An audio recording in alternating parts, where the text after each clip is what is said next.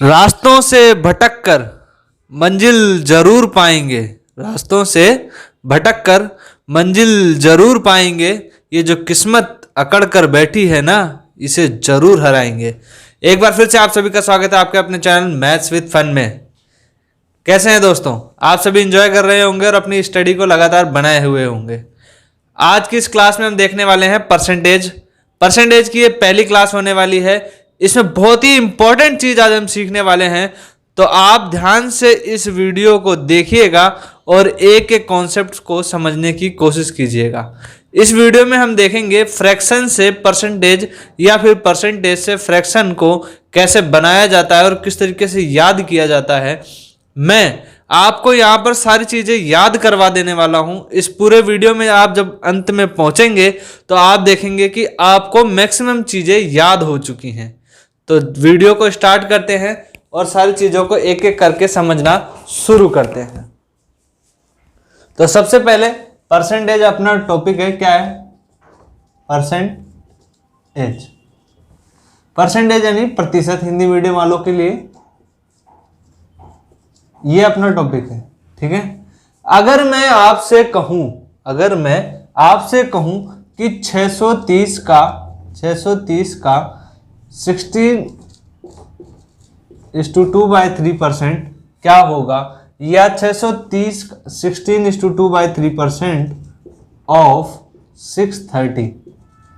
तो एक चीज बताइए, जिस बच्चे को परसेंटेज से फ्रैक्शन निकालनी नहीं आती है या फिर जिसे नहीं याद है, वो क्या करेगा? इसको पहले मल्टीप्लाई करेगा, जोड़ेगा, परसेंटेज को हटाएगा और तब तक एक वही बच्चा जिसे परसेंटेज से फ्रैक्शन निकालनी आती है वो तुरंत बता देगा 16 सही 2/3%, यानी कि 1/6, यानी कि 1/6। 1/6 को जब हम गुणा करेंगे 630 से तो उत्तर होगा 105। तो आंसर होगा 105। तो आप एक चीज बताइए, क्या परसेंटेज से फ्रैक्शन याद करनी जरूरी है? बिल्कुल जरूरी है। ये सबसे बेसिक चीज है, ये आपको बिल्कुल पता होनी चाहिए परसेंटेज में कि परसेंटेज से फ्रैक्शन या फ्रैक्शन से परसेंटेज कैसे निकाला जाता है। तो चलिए स्टार्ट करते हैं। तो इसमें क्या करना है, परसेंटेज से क्या करेंगे? फ्रैक्शन या फिर फ्रैक्शन से परसेंटेज, दोनों हमें याद होने चाहिए। अगर मैं आपसे बात कहूं एक क्या होता है, अगर इसे परसेंटेज में व्यक्त करना है या दर्शाना है या दिखाना है, शो करना है, तो एक क्या होगा? एक, हम एक चीज कह सकते हैं कि इसे हम 1/1 लिख सकते हैं। क्या? बिल्कुल लिख सकते हैं। हर एक बच्चा कहेगा यहाँ, क्या 1/1 लिखा जा सकता है? बिल्कुल लिखा जा सकता है। यदि लिखा जा सकता है तो सही है। अब इसे हमें करना है परसेंटेज में कन्वर्ट।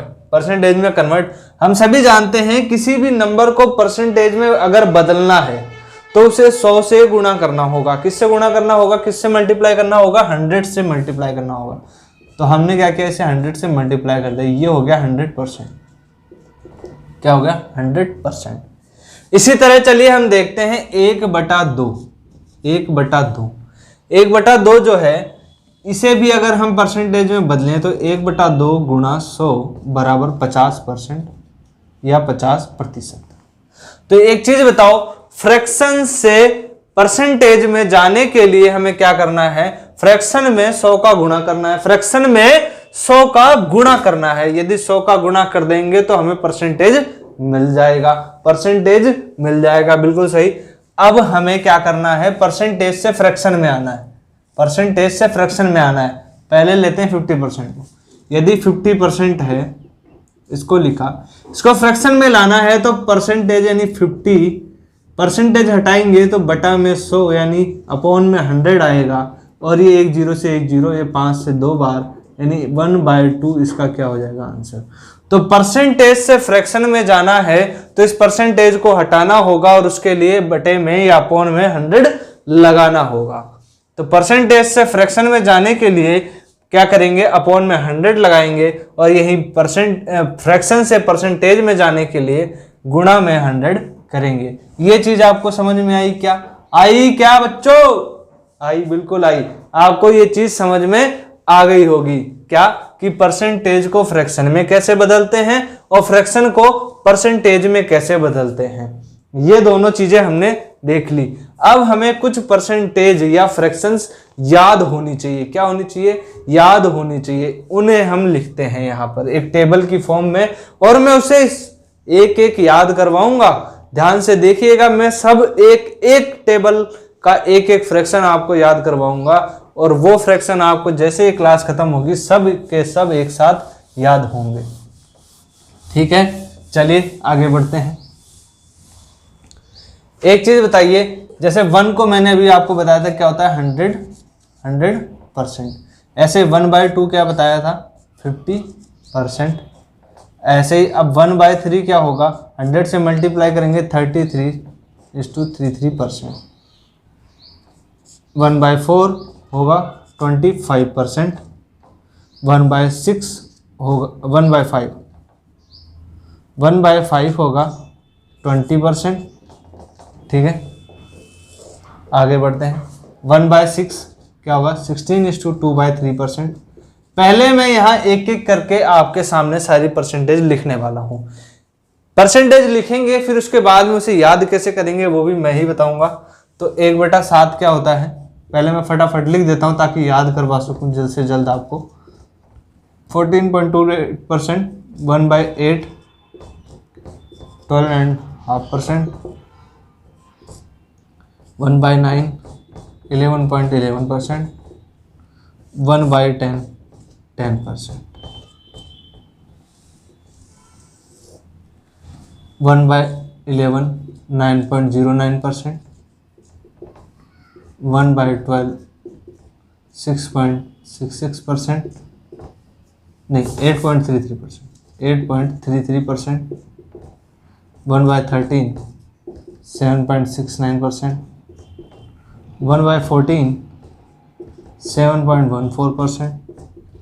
1/15 6.66 या फिर 6।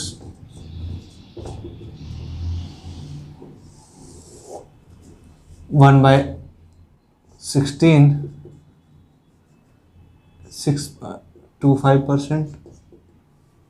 1/17 5.85%। 1/18 5.55%। 1/19 5.25%। 1/20 5%। ये कुछ मिनिमम रिक्वायरमेंट है आपको जो याद होनी चाहिए, जो आपको याद होनी चाहिए। तो ये तो मैं आपको याद करवाता हूं अभी। ठीक है, इसके अलावा कैसे और फ्रैक्शंस आप परसेंटेज में बदलेंगे वो सब भी मैं एक एक करके समझाता हुआ यहां चलूंगा। तो पहले देखते हैं 1/20 तक कैसे याद करना है।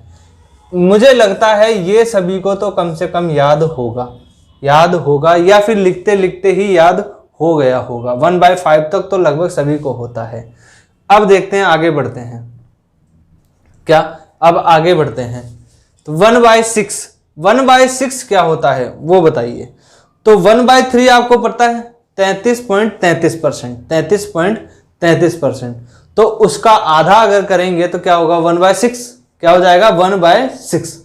ये 1/6 अगर 33.33% का आधा करेंगे तो ये बनेगा 16.66%, यानी 16.66%। तो 1/6 ऐसे याद करेंगे।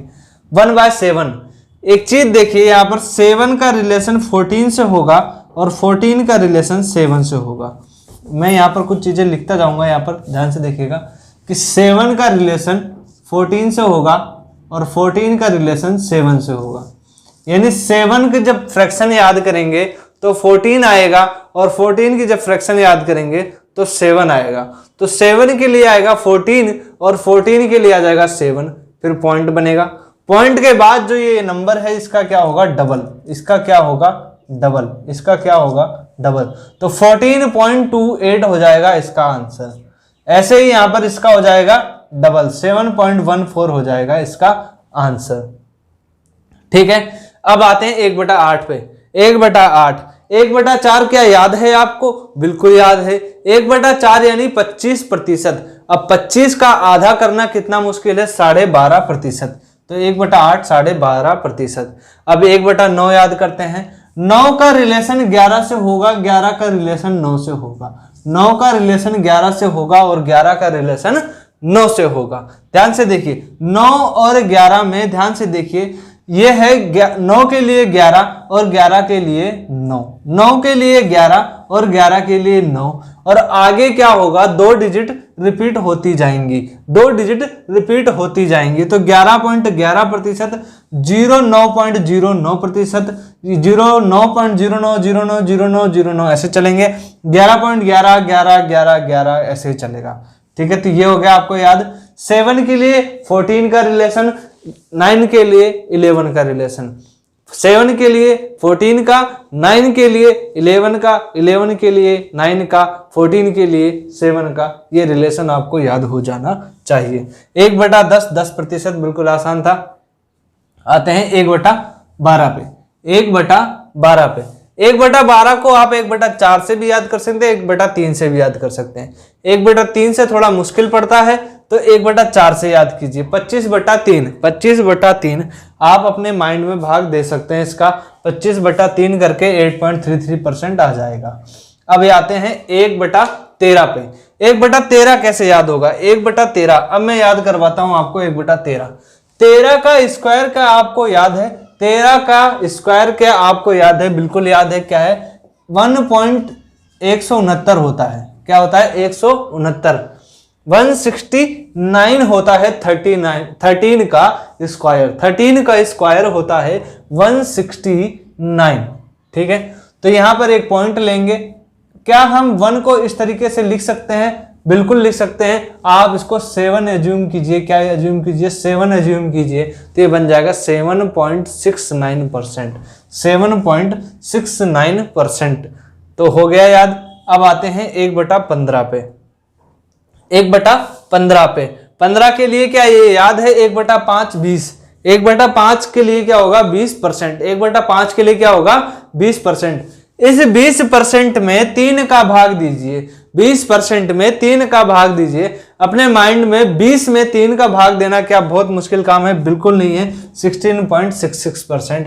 ऐसे ही 1/16, 1/8 का आधा, 1/8 12.5, तो 1/16 6.25%, 6.25%। अब इनके लिए मैं कुछ एक बात बताता हूं। ये चारों एक साथ याद करेंगे हम। 1/17, 1/18, 1/19, 1/20, हम ये चारों एक साथ याद करेंगे। ये चारों एक साथ याद करेंगे। क्या करेंगे? चारों एक साथ याद करेंगे। इनको ध्यान से देखिए। 1/20 के लिए 5%, इसमें 2.25 ऐड करेंगे। 0.25 ऐड करेंगे तो क्या बनेगा? 5.25%। फिर 0.25 ऐड करेंगे 5.5%। फिर 0.25 ऐड करेंगे तो 5.75%। ऐसे 0.25 से आप करीब पहुंच जाएंगे। क्या होगा? करीब पहुंच जाएंगे उस चीज के। तो 25.25%, 0.50%, 0.75%।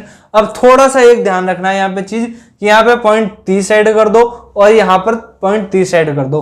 पहले 0.25 ऐड करो, फिर 0.30 ऐड करो, फिर 0.30 ऐड कर दो, ये यहां तक पहुंच जाओगे। तो 1/17, 1/18, 1/19 और 1/20 ये चारों आपको एक साथ याद रखने हैं। क्या याद रखने हैं? एक साथ याद रखने हैं। क्या करना है? इसको टेबल को नोट करना है, स्क्रीनशॉट ले लीजिए और इस टेबल को रिवाइज कीजिए, बार बार रिवाइज कीजिए। कल की क्लास में हम इसके ऊपर क्वेश्चन लेकर के आएंगे। क्या लेकर के आएंगे? क्वेश्चन लेकर के आएंगे। तब इन फ्रैक्शंस को कैसे यूज करना है वो भी देखेंगे। अभी फ्रैक्शन खत्म नहीं हुआ है, अभी थोड़ी सी इंपॉर्टेंट फ्रैक्शंस और हम यहां पर देखने वाले हैं। थोड़े इंपॉर्टेंट फ्रैक्शंस हम यहां पे 1-2 और देखेंगे, फिर इस क्लास को हम यहां पर समाप्त करेंगे। तो एक चीज बताइए, 1/3 कितना है? 33.33%। तो 1/6 क्या हो जाएगा? 2/3। 2/3 क्या हो जाएगा? 2/3, इसका 2 गुना 66.66%। ये बहुत इंपॉर्टेंट है। ठीक है, इसके अलावा अगर मैं बात करूं आपसे 1/8 कितना है? 12.5%। तो ऐसे यहाँ पर 2/8 यानी 1/4 हो जाएगा 25%। 3/8 कितना होगा? 37.5%। तो तो आपको ये भी याद होना चाहिए 3/8 37.5%। ऐसे ही आप बनाते जाएंगे और जितने फ्रैक्शन लिखते जाएं। 1/9 होता है 11.11%, तो 2/9 क्या होगा 22.22%। ठीक है, ये कुछ फ्रैक्शंस हैं जो इंपॉर्टेंट फ्रैक्शंस हो सकती हैं, क्वेश्चंस में यूज आ सकती हैं। तो आपको ये सारे फ्रैक्शंस समझ में आ गए होंगे और इनसे बनने वाले फ्रैक्शंस भी आप बनाएंगे, आपको ये अच्छे से समझ में आ गया होगा किस तरीके से बनाना है। तो आपने ये वीडियो देखा और मेहनत करते रहिए बच्चों, अच्छे से क्वेश्चंस याद कीजिए, मेहनत करते रहिए, क्योंकि आपकी मेहनत ही रंग लाएगी आखिर में। और ये सारी चीजें याद होंगी अगली क्लास में, तो अगली क्लास और बेहतर ढंग से समझ में आएगी और आपको अच्छे से समझ में आएगा फ्रैक्शन होता क्या है। तो इसी बात पर आपसे कहूंगा, मेहनत करते रहिए कि सब्र कर मेहनत अभी जारी है, सब्र कर मेहनत अभी जारी है, वक्त खुद कहेगा अब तेरी बारी है, वक्त खुद कहेगा अब तेरी बारी है। इसी शायरी के साथ में हम अपनी क्लास आज समाप्त करते हैं और अपने मोटिवेशन को बना के रखिए, क्लास को देखते रहिए और इन फ्रैक्शंस को याद कीजिए और अगली क्लास में मिलते हैं। थैंक यू सो मच ये पूरी क्लास देखने के लिए। बाय बाय, जय हिंद।